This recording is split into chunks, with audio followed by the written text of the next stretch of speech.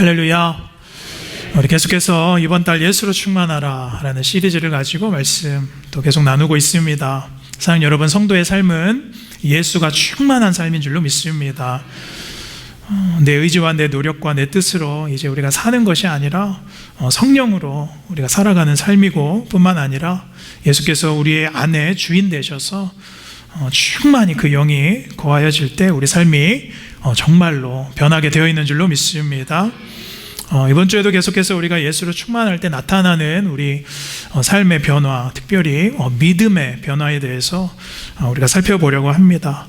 그래서 오늘 제가 정한 말씀의 제목은 나의 믿음 다시 보기, 나의 믿음 다시 읽기라는 제목으로 우리 8월의 셋째 주일 또 2부 말씀 또 잠깐 증거하도록 하겠습니다. 여러분, 여성분들이 이제 명품을 많이들 좋아하시는데요. 여성분들이 좋아하는 명품 브랜드 중에 샤넬이라는 브랜드가 있습니다. 여러분, 샤넬 백 하나들 다들 집에 있으시지요? 있어도 문제, 없어도 문제입니다.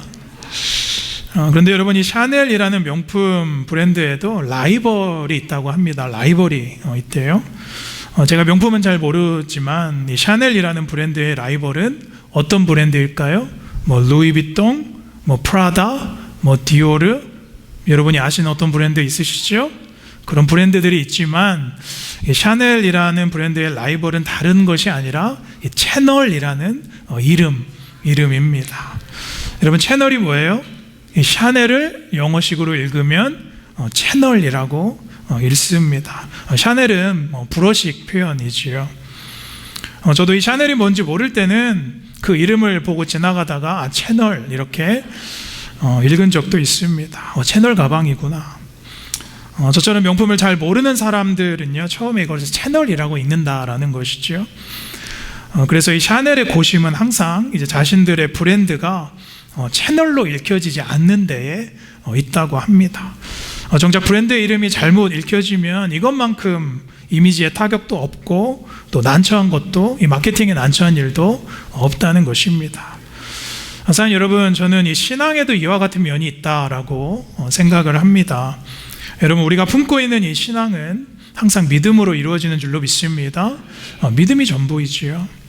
그런데 이 믿음이라는 것이 만약에 우리 주님께서 우리에게 가르쳐 주시고 또 알려주신 믿음이 아니라 다르게 읽혀지고 또 다르게 변질된 것으로 내 안에 믿음이 차지하고 있다면 어떨까 생각을 해봅니다. 여러분, 쉽게 말해서 나는 믿음이라고 내 안에 품고 있는데 그것을 하나님께서는 믿음으로 읽지 않으신다면 어떨까? 나는 믿음이라고 이름을 내 안에 붙였는데 다른 사람은 그것을 믿음이 아니라 고집이나 아집이나 또 배타적인 어떠한 성격으로 읽으면 어떨까? 하나님은 그 믿음을 이기적인 복을 바라는 기복으로 읽으시면 어떨까 생각을 해보는 것입니다. 자, 여러분, 오늘 우리가 이 말씀을 통해서 우리가 가지고 있는 이 믿음을 다시 한번 읽어보시기를 축복합니다. 내가 지금까지 가지고 있고 내가 지금까지 품고 있던 그 믿음이 옳게 바르게 읽혀지고 있는가? 내가 채우고 있는 이 믿음이 정말로 이웃에게, 또 세상의 성도들에게, 세상의 사람들에게, 또 하나님에게 바르게 읽혀지는 예수님께서 우리에게 주신 믿음인가? 아니면 변질된 믿음인가? 오늘 이 말씀을 통해서 만약 그 믿음이 정말로 잘못 읽혀지고 있다면 예수님이 보여주시고 말씀하시고 우리에게 가르쳐 주신 바른 믿음으로 되돌려 놔야 될 줄로 믿습니다. 오늘 본문 돌아가 보시면 이 본문에 한 아버지가 귀신 들린 아들을요, 지금 예수님께 데려왔습니다. 여러분, 귀신이 들려서 이제 정신이 나가고 미쳐버리니 어린 아들을 둔 부모의 마음이 어땠을까? 저도 아비가 돼 보니까요, 도저히 이 마음을 상상할 수가 없습니다. 그런데 여러분, 본문 17절에 보시면, 그래서 이 아들을 예수께 데려왔습니다. 그런데 18절로 넘어가 보시면 사실 예수님께 이 아들을 먼저 데려온 것이 아니라 제자들에게 먼저 데려갔었습니다. 그런데 별로 차도가 없는 거예요. 효과가 없는 것입니다. 18절에 그래서 이 아버지가 이렇게 말하지요. 내가 선생님의 제자들에게 내쫓아달라 하였으나 그들이 능히 하지 못하더이다.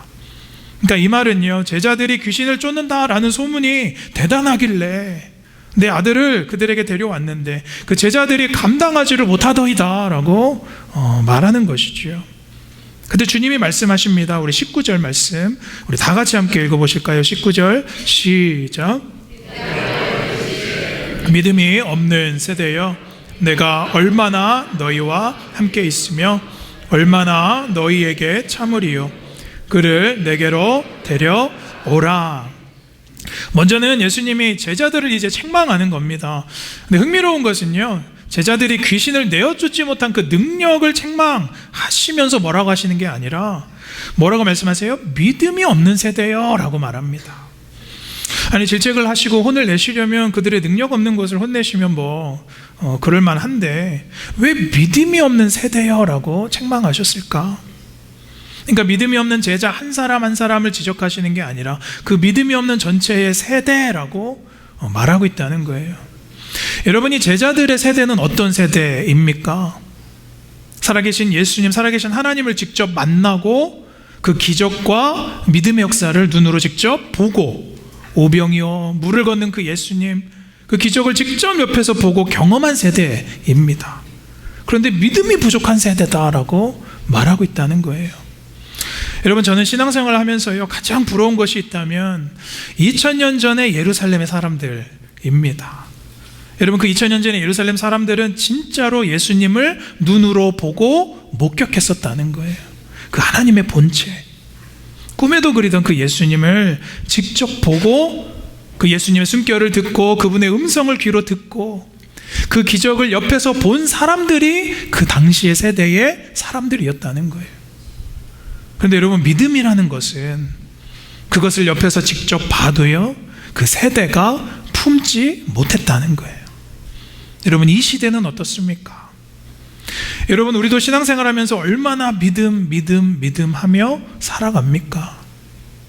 여러분, 이 설교도 또 여러분께서 읽으시는 하나님의 말씀도 온통 다 믿음에 관한 거예요. 그게 전부예요. 그런데 여러분, 당시도 지금도 여전히 우리는 믿음 없는 세대로 살아가고 있다는 거예요. 참, 여러분, 믿음은요, 세대 간의 세대로 전달이 됩니다. 여러분, 믿음이 있는 것도 전염이 되고요, 믿음이 없는 것도 전해지게 됩니다. 내 믿음이 세대로 전해지기 때문에 사랑 여러분, 죄송하지만 내 믿음 없는 것에 대해서 정신을 확실하게 차리셔야 된다는 거예요. 예수님께서 제자들을 책망하시고 이어서 19절에 그 아이와 아버지를 이제 데려와라 라고 말씀하시죠. 20절에 이 귀신 들린 아이가요, 예수님을 이제 보자마자 경련을 일으키고 발작을 막 일으킵니다. 전형적인 귀신 들린 사람들의 모습이지요. 이때 주님께서 이 아버지에게 한 번 더 물으십니다. 우리 21절 함께 읽어보실까요? 시작. 예수께서 아버지에게 물으시되 언제부터 이렇게 되었느냐 하시니 이는 어릴 때부터니이다. 예수님께서는 왜 이 아버지에게 언제부터 이 아이가 이렇게 되었느냐라고 물으셨을까? 정말로 예수님께서 모르셔서 물으셨을까요? 그렇지는 않다고 봐요. 아버지가 어릴 때부터입니다 라고 말하지요. 그러니까 시간이 꽤 오래 지났다는 거예요. 꽤 길었다는 거예요. 어쩌면 이 아이의 자아가 생기기 전부터, 그리고 세상을 바로 보고 세상을 제대로 알고 세상을 경험하기 전부터 이제 귀신이 들렸을 수도 있어요. 그러니까 주님이 알면서도 지금 물어보시는 것은요, 우리가 이 세상에 나오자마자 갖게 되는 그 죄의 부정함, 그리고 우리 인간의 전적인 타락, 그 기간을 말하고 있는 거예요. 그리고 세대에서 세대로 이어지는 죄와 사망의 권세, 아무리 내가 노력하고 해결해 보려고 해도 우리 힘으로 되지 않는 그 죄의 부정함의 문제, 그 기간을 예수님께서 지금 짚고 넘어가시는 거예요. 그 기간이 오래되었다. 그래서 언제부터 이렇게 되었느냐라는 이 질문은, 이 오랜 기간의 부정함은 오직 예수님을 통해서 믿음으로 씻겨진다라는 예수님의 표현인 것입니다. 그것을 제자들에게 지금 알려주고 있는 거예요. 그래서 일부러 모르시고 있지요. 사랑하는 여러분, 우리 오래된 죄악과 부정함은 오직 예수를 만나야 해결되는 줄로 믿습니다. 그때 이 아버지의 대답이 22절에 흥미로워요. 22절에 아버지가 뭐라 그러냐면 귀신이 그를 죽이려고 불과 물에 자주 던졌습니다. 그러나 무엇을 하실 수 있거든 우리를 불쌍히 여기사 도와주옵소서라고 말합니다. 우리에게 익숙한 구절입니다. 여러분, 우리는 이 말씀을 묵상할 때 왜 이 아버지가 굳이 예수님 앞에서 하실 수 있거든 이라는 전제, 이 조건을 달았을까? 왜 이 말을 붙였을까? 이게 항상 의아하고 궁금해요. 하실 수 있거든 도와주십시오. 이게 뭘까? 이 아버지의 믿음이 너무 부족한 거 아니야? 너무 예수님 무시하는 거 아니야? 그렇게 생각할 수 있죠. 그런데 여러분, 이 아버지의 입장에서는요, 당연한 말이에요. 당시 아버지는 이 아이를 괴롭히는 귀신을 쫓아보려고 할 수 있는 노력은 다 해봤을 거예요.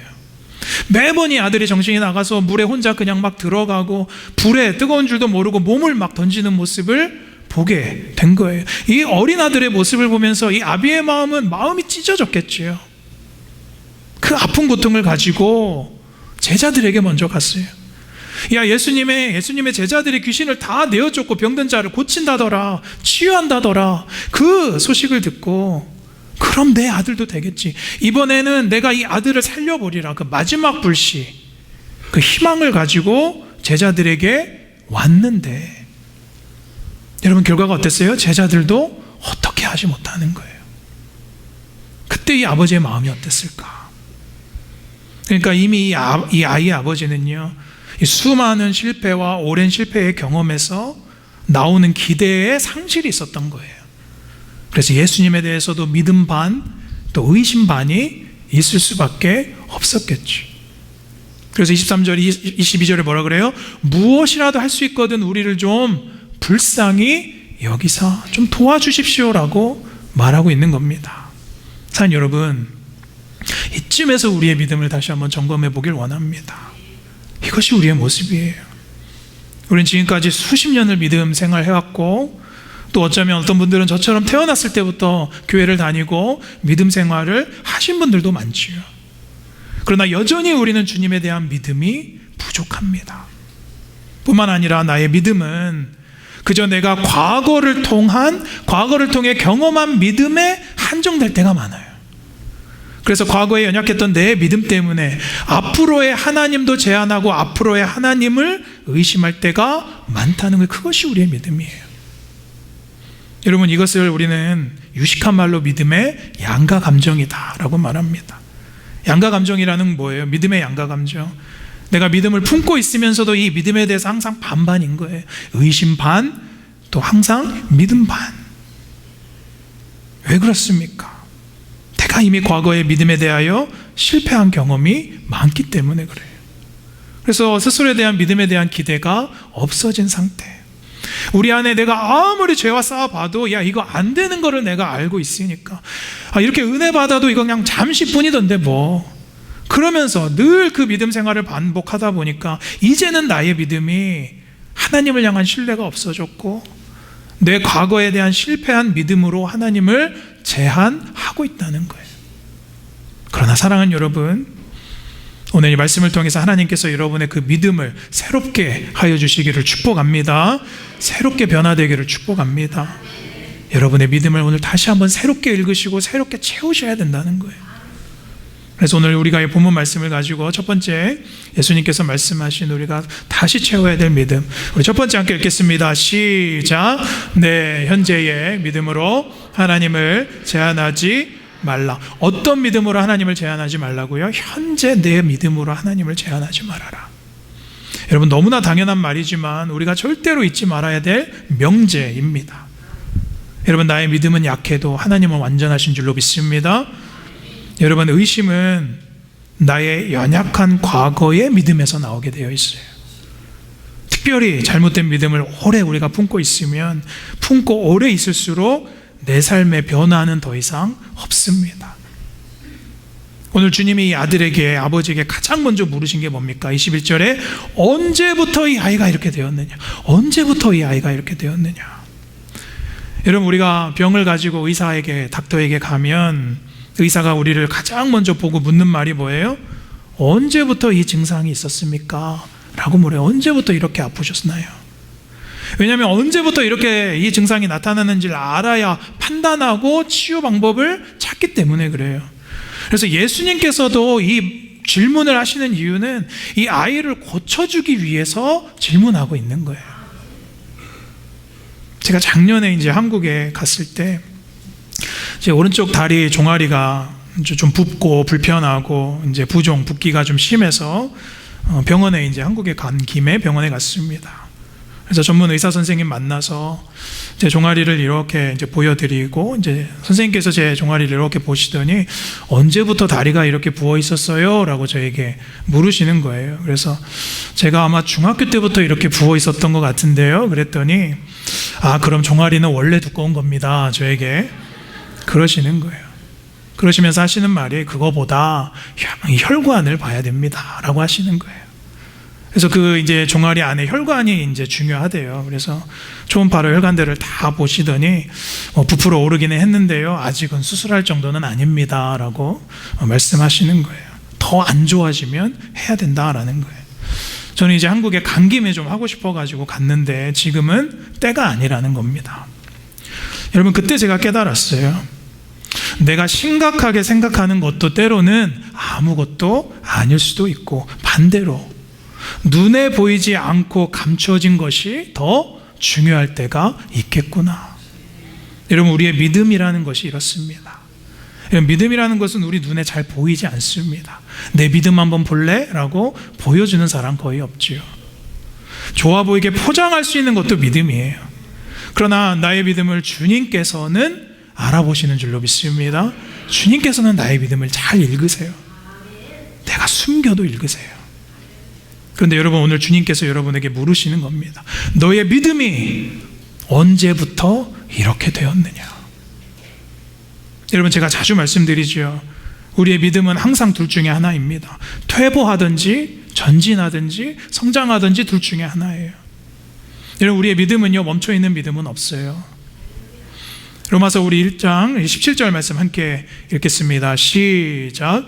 복음에는 하나님의 믿음으로 믿음에 이르게 하나니 기록된 바 오직 의인은 믿음으로 말미암아 살리라과 같으니라.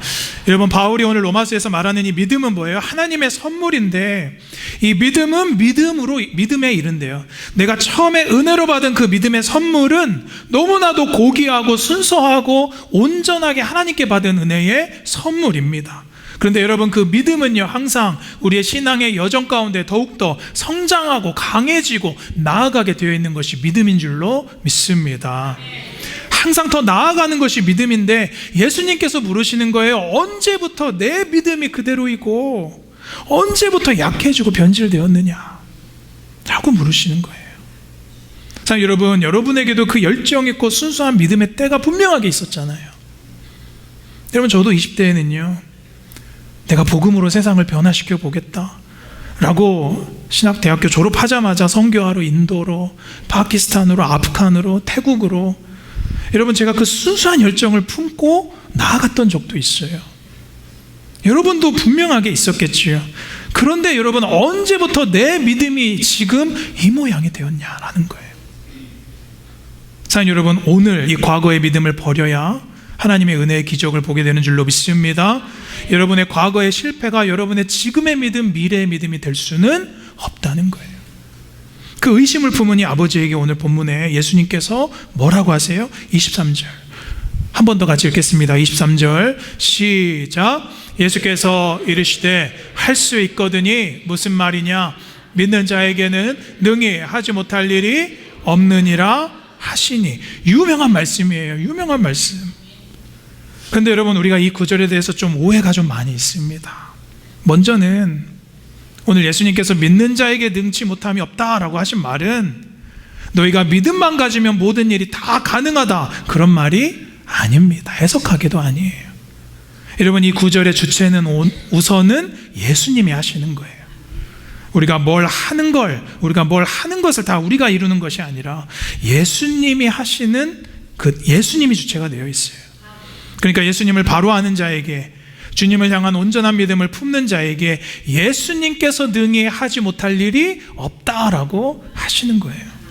이 말은 내가 그냥 믿음을 가지고 집을 사면 집값이 오르고, 믿음만을 가지고 내 자녀 대학 보내면 대학이 다 붙고, 내가 믿음만을 가지고 무엇인지 하기만 하면 다 형통하고 잘 된다, 그런 만능의 키를 말씀하시는 것이 아니라는 거예요. 믿음의 성격이 다르다는 거예요. 어떤 믿음입니까? 예수님께서 행하실 일에 대한 완전한 기대에 대한 올바른 믿음을 말씀하고 있다는 거예요. 바른 믿음의 신뢰를 말씀하고 있다는 거예요. 자, 그래서 오늘 두 번째 주님께서 보여주시는 이 복음의 메시지 같이 함께 읽겠습니다. 시작. 정직한 믿음, 정적인 신뢰로 나아가라. 한 번 더 읽겠습니다. 시작. 정직한 믿음, 전적인 신뢰로 나아가라. 여러분이 아버지는요, 이렇게 보면 정직했어요. 그 양가의 감정을 예수님께 숨기지도 않았어요. 근데 주님께서 웃으시는 거예요. 예수님은 야, 할 수 있거든이 무슨 말이냐. 믿는 자에게는 내가 능치 못함이 없다.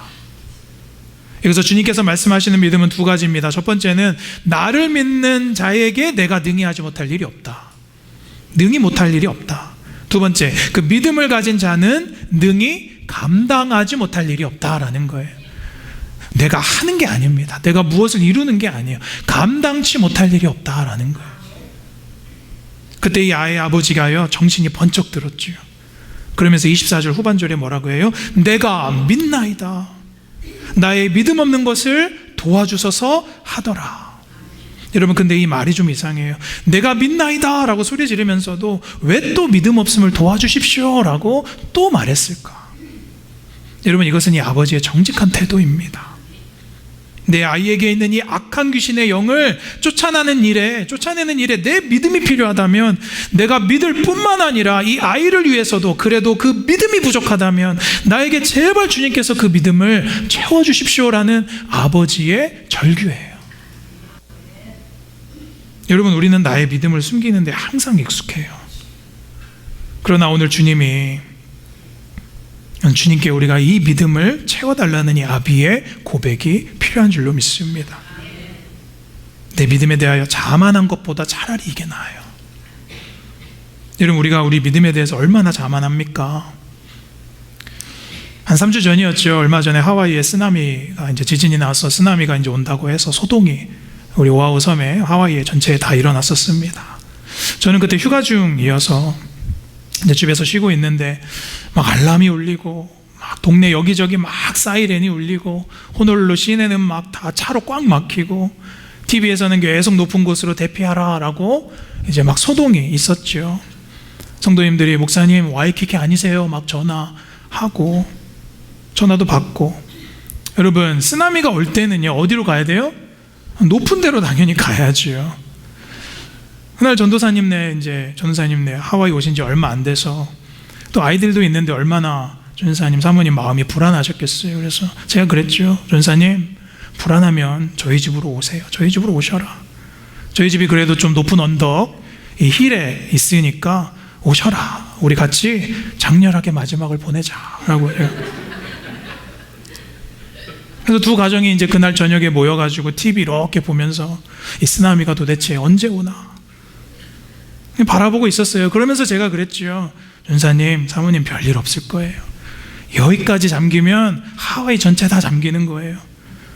그러면서 제가 이렇게 자신 있게 말을 하면서 상황을 TV로 이렇게 주시하는데 제 마음 안에 스물스물 올라오는 마음이 있어요. 그게 의심이에요. 의심. 정말 여기도 안전할까? 그래서 제가 몰래 사모를 불러가지고, 사모, 우리 더 높은 쪽에 있는 저 집사님네, 우리 권사님네, 거기로 진짜 가야 되는 거 아니야?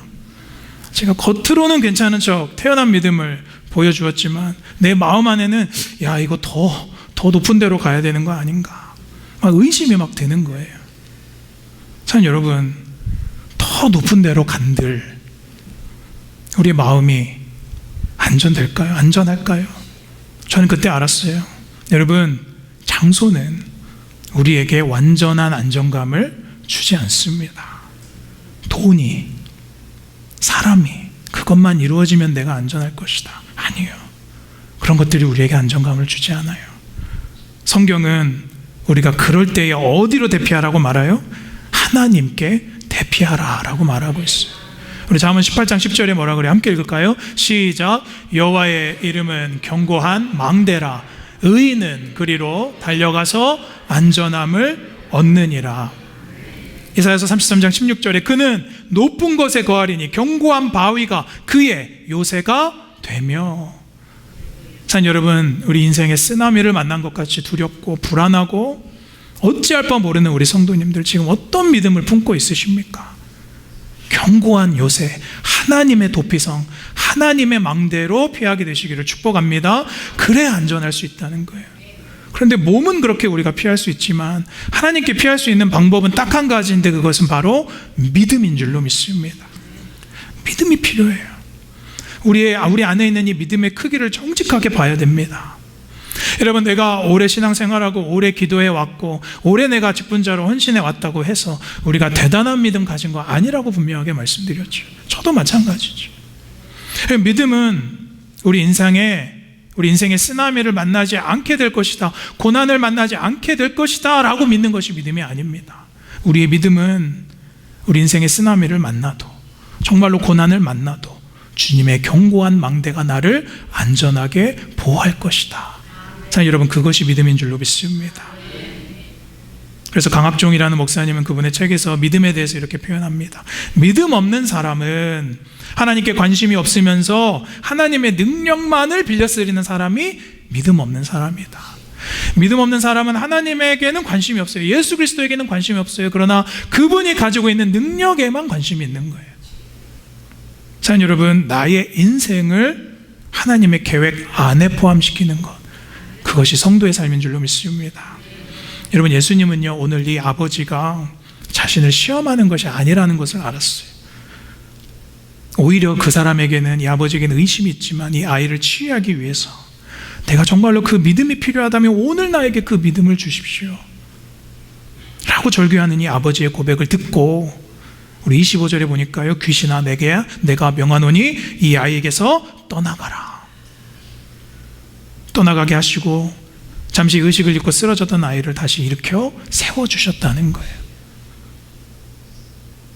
이 모습을 보고요, 제자들이 주님께 물어요. 28절에 예수님, 우리는 어찌하여 능히 귀신을 쫓아내지 못하였습니까? 29절에 주님은 그것을 뭐라고 대답해요? 기도로 대답해요. 되게 특이하죠. 왜 기도로 대답하셨을까?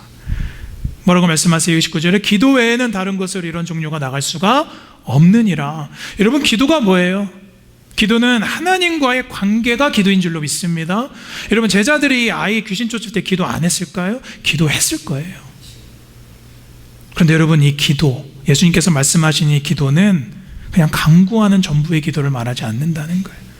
기도는 하나님과 나와의 신뢰의 관계를 맺는 것이 바로 기도라는 것입니다.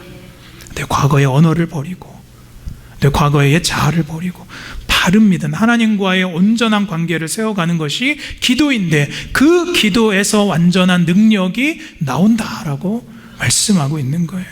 여러분, 기도의 양이 내가 많고 내가 좋은 언변으로 기도한다고 해서 그것이 잘하는 기도가 아니라, 기도를 통해서 하나님의 성품이 나타나는 것까지 기도인 줄로 믿습니다.